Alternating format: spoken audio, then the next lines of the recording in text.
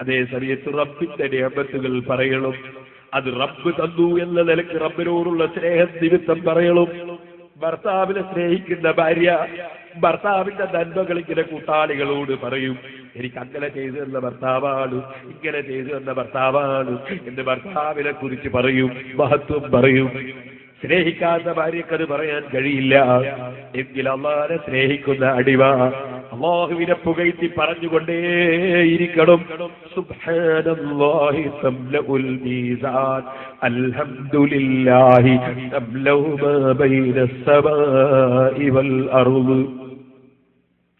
ധാരാളം പറയണം സുബ്ഹാനല്ലാഹ് സുബ്ഹാനല്ലാഹ് സുബ്ഹാനല്ലാഹ്.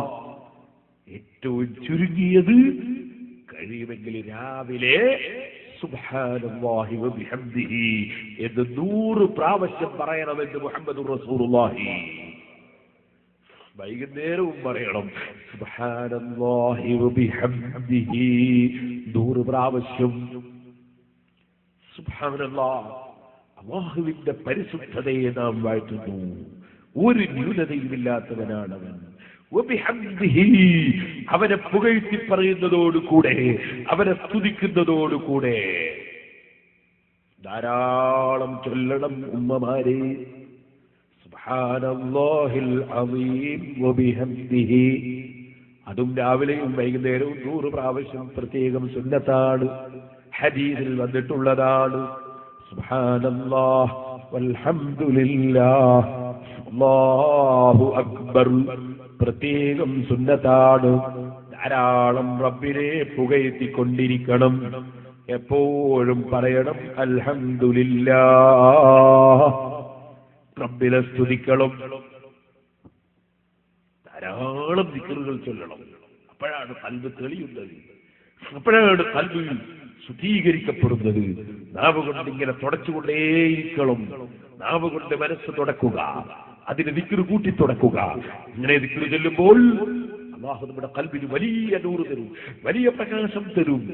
ലാ ഇലാഹ ഇല്ലല്ലാഹ് ധാരാളം ചൊല്ലണം. ഇപ്പോൾ സമയമില്ല, ഞാൻ വീട്ടിൽ സംസാരിക്കുന്നില്ല. എല്ലാ വിഷയത്തിലും പ്രസംഗിച്ച സീഡികളുണ്ട്. വീട്ടിൽ കൊണ്ടുപോയിട്ട് നല്ല സുഖമായിട്ട് കേൾക്കാൻ സൗകര്യമുണ്ടല്ലോ. അതുകൊണ്ട് ഇപ്പൊ നീട്ടുന്നില്ല. ഞാൻ നാദാപുരത്ത് കഴിഞ്ഞ കൊല്ലം 7 ദിവസം വേദ പറഞ്ഞു, അതിന്റെ 9 കൊല്ലം 7 ദിവസം പറഞ്ഞു, അതിന്റെ 9 കൊല്ലം 7 ദിവസം പറഞ്ഞു. ഒക്കെ സീഡി കിട്ടും.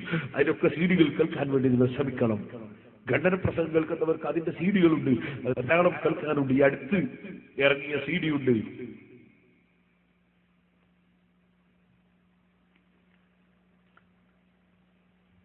അതിലൊന്നിന്റെ പേരാണ് സലഫിയുടെ ആദർശങ്ങൾ വേലി വിവാദം.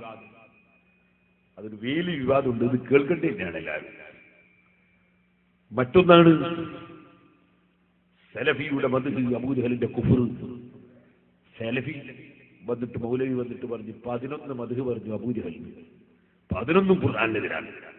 അത് ഓരോന്നോട് അക്കമിട്ട് ഞാൻ പറഞ്ഞിട്ടുണ്ട്. അതുപോലെ ഒരുപാടുണ്ട് പ്രമാണങ്ങൾക്കെതിരെ സലഫിയുടെ നുണകൾ, കളവ് ഇങ്ങനെ പറഞ്ഞു. ജനറൽ പ്രസംഗത്തിന്റെ സീരിയൽ ധാരാളം, അത് വേണ്ടവർക്ക് അത് കേൾക്കാം. ഇപ്പോൾ ഞാൻ ചുരുക്കി പറഞ്ഞു നിർത്തുകയാണ്. സഹോദരന്മാരെ, നിങ്ങൾ ഓർക്കണം, അല്ലാഹുവിനുള്ള ദിക്ർ എപ്പോഴും നമ്മൾ ചൊല്ലിക്കൊണ്ടേയിരിക്കണം. കിട്ടുന്ന സമയമൊക്കെ ദിക്റിന് ഉപയോഗപ്പെടുത്തും. നബി സല്ലല്ലാഹു അലൈഹി വസല്ലം പറഞ്ഞു, അമറനി റബ്ബി ബിതിസ്ഇൻ, 9 കാര്യം എന്റെ റബ്ബനോട് കൽപ്പിച്ചു. ഖശിയത്തില്ലാഹി ഫിസ്സിർരി വൽ അലാനിയ, രഹസ്യത്തിലും പരസ്യത്തിലും അല്ലാഹുവിനെ ഭയപ്പെടണം. വെറും പരസ്യമായിട്ട് നന്നായാ പോരാ, രഹസ്യ ജീവിതം നന്നാകണം. ആള് കാണാത്തപ്പോ നിന്റെ കോപ്പിരാട്ടി എന്താ, ആള് കാണാത്തപ്പോ നിന്റെ പ്രവർത്തനം എന്താ. സുബ്ഹാനല്ലാഹ്, അല്ലാഹ് കാണുന്നതിനെ കുറിച്ച് നീയും ഞാനും ചിന്തിക്കുന്നില്ല. അല്ലാഹു അറിയുന്നതിനെ കുറിച്ച് നീയും ഞാനും ഭയപ്പെടുന്നില്ല. ജനങ്ങൾ കാണുമെങ്കിൽ നീയും ഞാനും അത് ചെയ്യൂല.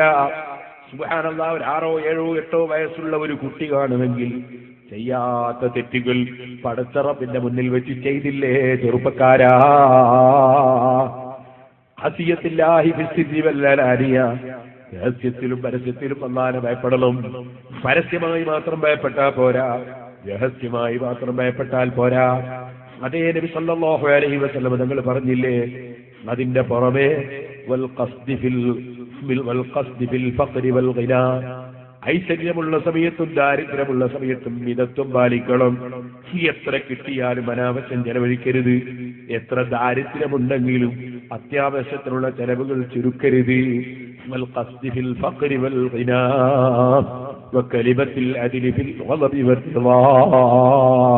സംതൃപ്തി മനസ്സിലുള്ള സമയത്തും ദേഷ്യം പിടിക്കുന്ന സമയത്തുമൊക്കെ നീ നീതിയുടെ വാചകമേ പറയാവൂ.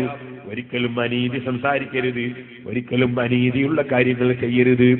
എവിടെയും നീതി, ആരുടെ മുന്നിലും നീതി, എപ്പോഴും നീതി. അത് നിന്റെ മുഖമുദ്രയാകണം. കേട്ടിട്ടില്ലേ നിങ്ങൾ മഹാനായ സയ്യിദുനാ അലി ഇബ്നു അബീ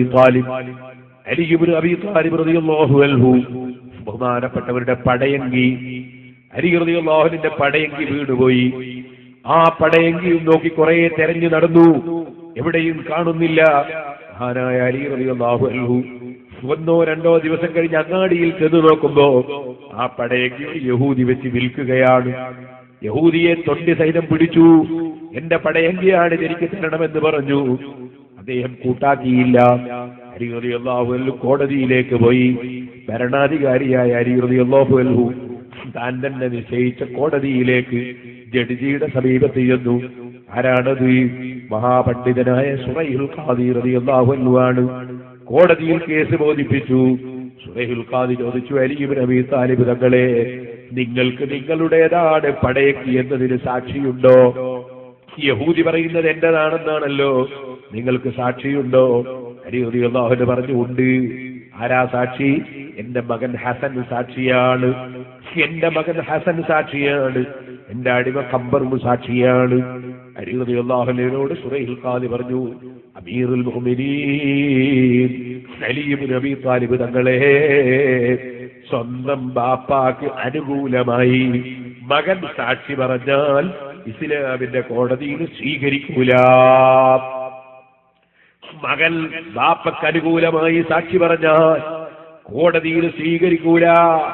അലി റളിയല്ലാഹു അൻഹു ചോദിച്ചു, സുബ്ഹാനല്ലാഹ്, ഇതെന്തൊരു അത്ഭുതമാണ്. റജുലുൻ മിൻ അഹ്ലിൽ ജന്നതി, സ്വർഗ്ഗക്കാരിൽപ്പെട്ട ഒരു മഹാനല്ലേ എന്റെ മകൻ ഹസൻ. സയ്യിദാ ശബാബി അഹ്ലിൽ ജന്ന, സ്വർഗ്ഗത്തിലുള്ള ചെറുപ്പക്കാരൻ നേതാവനാണ് എന്നല്ലേ പറഞ്ഞത് ഹസൻ ഹുസൈൻ റളിയല്ലാഹു അൻഹുമാ. അങ്ങനത്തെ ഹസൻ റളിയല്ലാഹു അൻഹു സ്വർഗ്ഗത്തിലെ നേതാവായിട്ട് സാക്ഷിക്ക് പറ്റൂല എന്നാണോ പറയുന്നത്? സുറൈഹുൽ ഖാദി പറഞ്ഞു, അമീറുൽ മുഅ്മിനീൻ ബലാ, നിങ്ങൾ പറഞ്ഞത് ശരിയാണ്.